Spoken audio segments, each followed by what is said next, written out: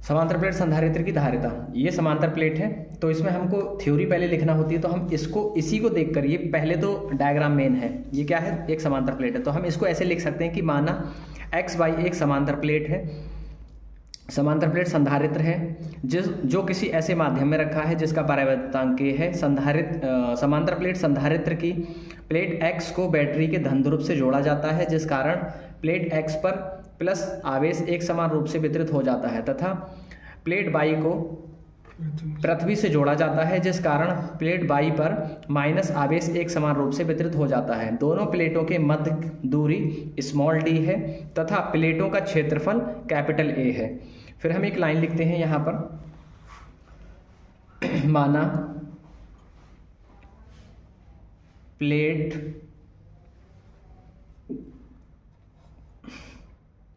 का आवेश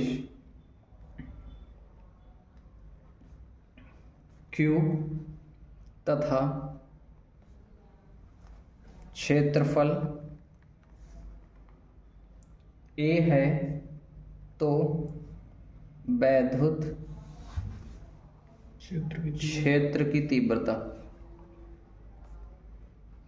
वैद्युत क्षेत्र की तीव्रता E होती है। लिखेंगे E is equal to Q upon A epsilon not A। इसको इक्वेशन 1 बना लो। इसके बाद में हम लिखेंगे प्लेटों के मध्य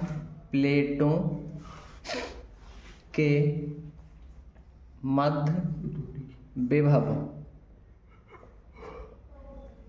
प्लेटों के मध्य विभव होगा आपका B is equal to E D. अब हम क्या करेंगे, जो E की वैल्यू हमारी ये वाली थी, ये वाली E की वैल्यू हम कहाँ पुट कर देंगे, इस वाली यहाँ पर पुट कर देंगे।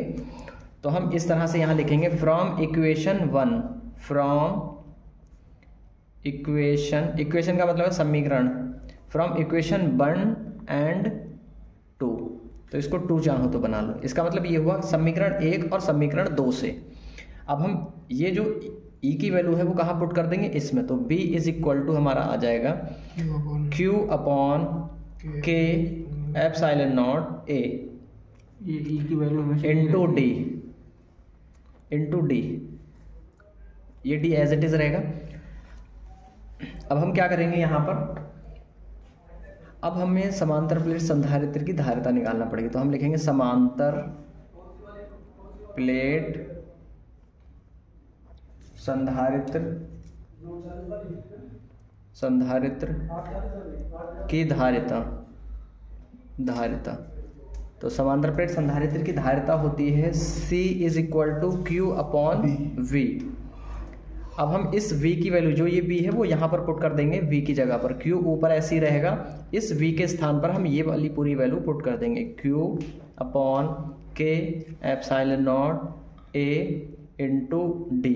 ये पूरी वैल्यू ये वाली थी, हमने यहाँ पुट कर दी B के स्थान पर, ये जो B है इसके स्थान पर।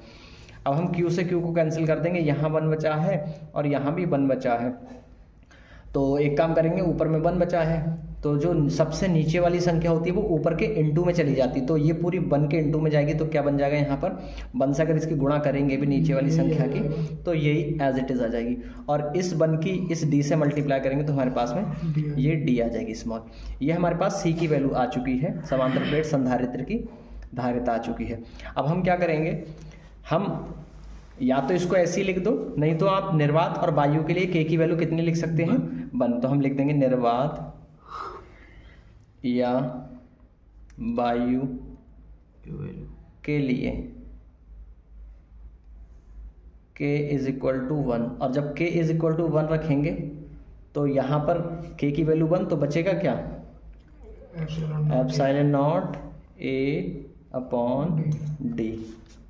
और यही क्या है, हमारा प्रूफ है, आंसर है, ठीक है। और इसका मात्रक क्या होगा, मात्रक होगा इसका फैराड।